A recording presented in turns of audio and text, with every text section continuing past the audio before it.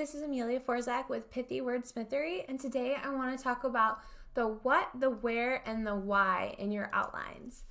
Okay, so many of you probably already know that I'm a huge fan of outlines when it comes to writing books, and that's because it really helps you stay organized. But sometimes when I'm working with clients and they're asking me about their outlines, they're wondering how specific they should get with their writing. Should they know everything that they're talking about ahead of time? Should they know what stories they're putting into what chapters? Like, what does that look like? Okay, so my best advice is to focus on the what, the where, and the why in your outline. So what are you talking about?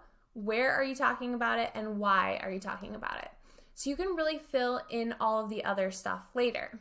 So as an example, let's say you're working on a book and one of your chapters is about hosting good virtual meetings. So that could be your first point.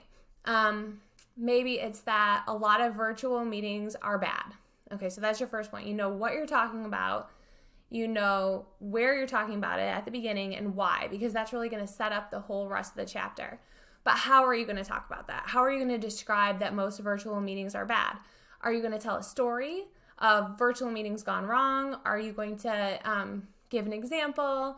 Are you going to give a lesson, something? So there's like so many different ways where you could tell that story, and that's okay. I think when you're doing your outline, you don't need to fill in all those things quite yet, but as long as you know the main points, it'll help you get a really solid structure for all of your chapters.